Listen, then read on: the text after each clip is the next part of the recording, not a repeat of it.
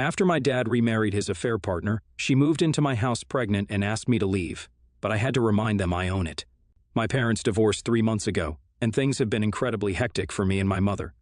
As my father earns less than my mother, in the divorce, he asked for the house we were living in. He did not get the house because I am the owner of it. He insisted that he wanted to stay in the house because it is closer to his job. While my mother can shift, as my mother's office was a 3-hour drive from our home but a 30-minute drive from my grandparents' house. As this was an amicable settlement, there weren't any papers signed, but my mother told me that I'll have to live with my dad. I hated every bit of it, but my mother, like always, told me that just because they are going through a divorce does not mean I am supposed to help my dad out, so I should simply adjust. I could have told her that I do not wish to be stuck adjusting like she was, but I held my tongue. Fast forward to now, my dad married his affair partner 2 months into the divorce, and not only that, he brought her home with him. It pissed me off seeing her in the house that I grew up in, trying to take the role of my mother, but I still did not cause a scene. Because of everything, I was doing my best to ignore her entire existence and mind my own business. I did not get in her way and made sure that she did not get in mine.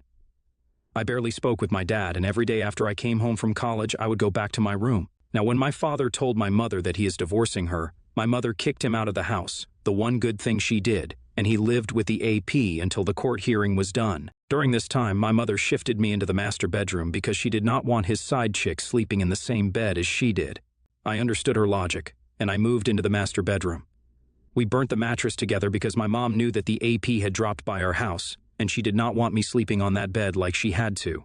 We also threw out the couch I caught some making out on when I was 16. So, relevant to the story, I have the master bedroom. The AP not only stole my dad, but also dared to sit me down on a weekend while my dad was there and tell me that she needs me to move out of the master bedroom because she is about to be 4 months pregnant and staying in the master bedroom would be incredibly comfortable for her. I looked at her audacity and I told her no. I told her that the room she sleeps in, the guest bedroom, has an attached bathroom. She would not require the master bedroom for that, and I left the conversation because I thought I was being logical, and it made sense, but not to her. 2 days later, she told me that she is done living with me. She does not want any strangers in the house when she's pregnant and wants me to move out to the university dorms. I asked my dad if he was the one who put her up to this, and my dad said how I should look at the family and take care of the unborn child because I'm older. I laughed in their face and told the SMM that she is more than welcome to leave the house if she does not like the room allotted to her. She turned to my dad and said something akin to, "You are going to let your son speak to me like that?" Before my dad could say anything.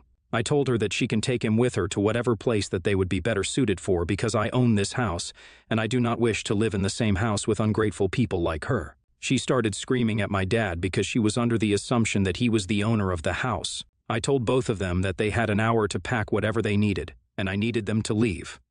I was done seeing my dad and her pretending to be a happy family in the house which they kicked my mom out of. They left eventually, after screaming at me a bunch, and then I received calls from my mom. She said I'm an extremely selfish person, just like my father, and I've been wondering if I was truly selfish for kicking them out. I will try to give the backstory here because a lot of you had been asking about that.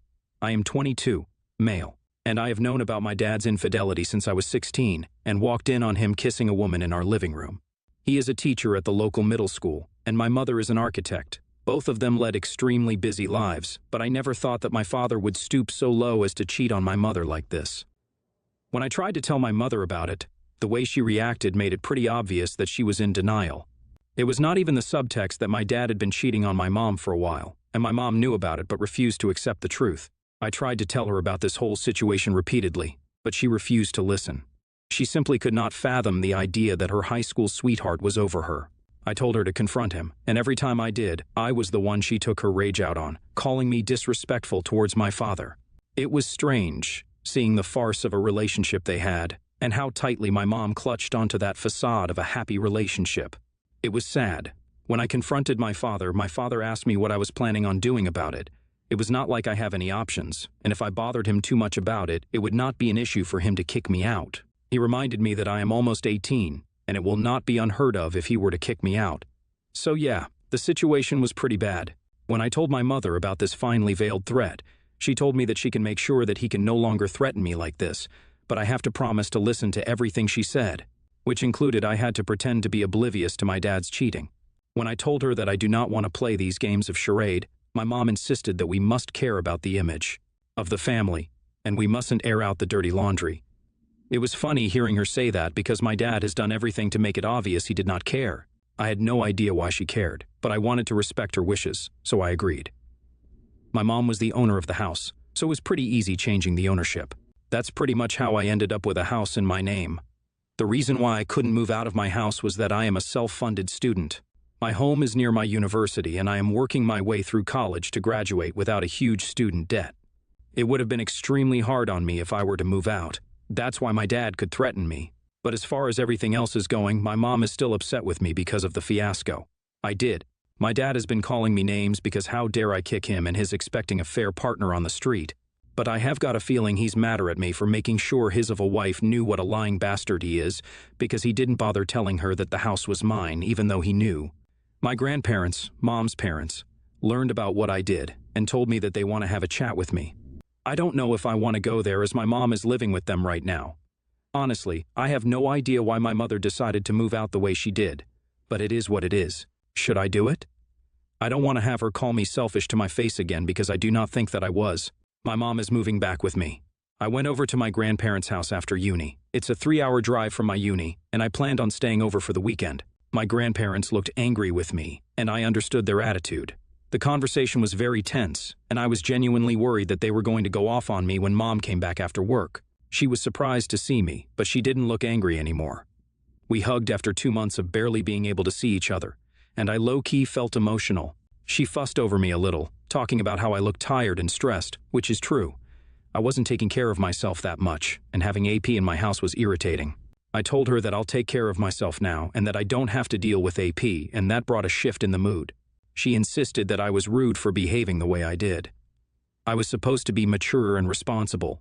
I told her that I was both because I did take care of the person I loved. She refused and started saying how kicking an expecting woman out on the streets was not me taking care of her. That's where my grandparents interjected. They told her to understand that kicking out that woman wasn't the best way of showing my love, but given she did ruin my mom's marriage, it's only fair that she gets the same. Karma is and it was time for her to get served. I am paraphrasing, but that is pretty much how this went. My mother seemed to consider what they were saying. I told Mom that she owned the house before I did, and she was the one who paid for it. Dad did nothing to help her out and instead cheated on her. There's no reason why she must be nice to him or his AP when he hasn't shown the same decree. I asked her to come home with me, and my grandparents agreed. They told her to go home with me. My mom said she'll think about it, and last night she told me that she will. So we will be driving home tomorrow, and as far as Dad is concerned, last I heard that he is moving in with AP into her parents' basement. So that's pretty much it. You are NTAOP. The only a-hole in this story is your dad. He cheated on your mom and then moved into the same house with his affair partner. He's so entitled. Mom is too harsh on you, OP. You are NTA. I would have done the same. My daughter and I have had our fair share of difficulties. We get along better now, but since I don't see her as often as I'd like to, the times when we do see each other are important. She usually celebrates Christmas with my family since her mom is an agnostic Jew, and it's an important time for us. My daughter was previously my son and came out as transgender to me 2 years ago. I honestly blame the last Christmas she spent with my family for her telling her mother so long before me.